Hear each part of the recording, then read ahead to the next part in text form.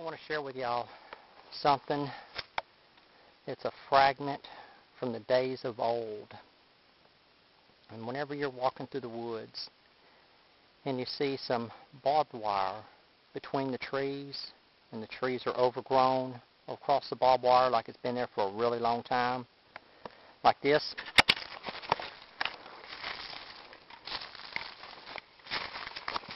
You see the wire going into the tree right there. There's another strand right there that's grown into the tree. And it goes across to this little pine sapling right there. What that is when before they started using mechanical devices like skidders and bulldozers to pull the trees out of the woods, they used to use mules. And this barbed wire is where they would leave the mules in the woods overnight. They would put up a temporary corral, fence it off, put the mules in there at night, come back the next day, get the mules out, haul the logs out of the woods, repeat. And then whenever the workers moved over a little way, whenever they cleared all that section out and moved to the next section, they would leave the barbed wire.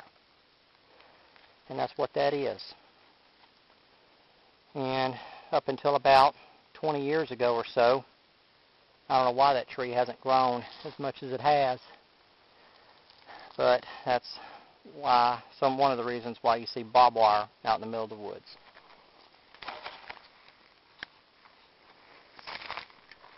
Whenever you're dealing with this kind of heat, the real heat is probably about 95, 98, maybe even 100 degrees in the shade. It's about 105, 110 in direct sunlight. Even though I do not feel tired, even though I do not feel real thirsty, I am thirsty though, you should always pace yourself. Do not push yourself to the point of exhaustion in this heat. The thing about the heat is whenever you're out in situations like this,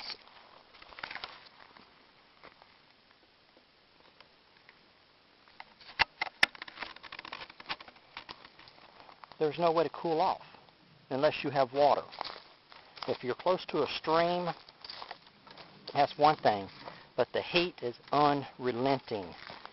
You wear yourself out, heat exhaustion sets in, heat stroke sets in, you're out of luck. If you're out in the cold and you're prepared and you start feeling cold, stop and build yourself a fire, put on another layer of clothing, build yourself a shelter. In this heat, it's not like that. So what I've done is I've come up to a creek,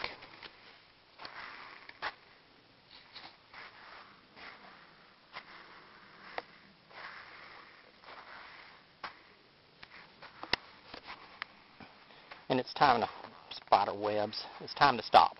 I know I've been traveling for 30, 45 minutes or so it's time to stop at this creek, relax, cool off a little bit. Whenever I stopped for my rest break just a second ago, I saw something that I thought would be a good example for all of you. This is a good size coyote or a small wolf track. I don't know if I have anything for size. No, I don't have any change on me. But let's use my watch as an example. I want to give y'all something for scale. Here we go. That's a Timex watch. Next to it, use the top band there. That's the top band compared to the track. I know it's a canine, some type of coyote or wolf, because its front claws, are exposed right there, right there, right there.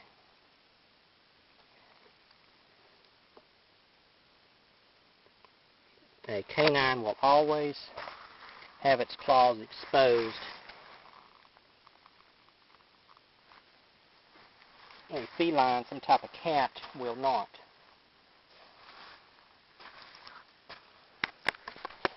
cat only shows its claws whenever it's ready to attack, whenever it's about to pounce on something in a fight. But a dog, coyote or wolf, fox, it always has its claws out. So if you see a track in the sand like that, and you see where its claws went into the sand, then you know it's some type of canine. I'll give y'all an example of wilderness foods. We're here along this creek.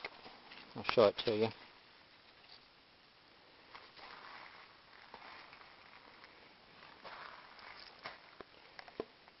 There's my pack and my rifle. Now what do we see around here that we can eat? Well, I've already spotted it before I picked up the camera, but I wanted to share it with all of you. And these little puddles on the sides, right there in the middle of the camera, are tadpoles.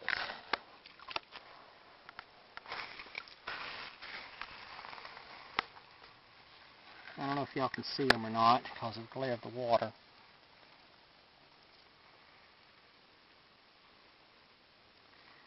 Come on, fellas. Yeah, maybe y'all can see them moving. Those are baby tadpoles. Inside these shallows, you could find baby tadpoles, minnows, and if you have some fishing line, or if you set yourself up some type of trap, you'll be able to find some perch. Thank you for your time. Now we have to be very, very quiet. We've run across a nest of a yellow jacket or guinea wasp, but they've got their nest in the ground. My dad told me which one lives in the ground, which one lives in the nest, up in the tree limbs, but I forgot. Just try not to spook them and I won't get stung.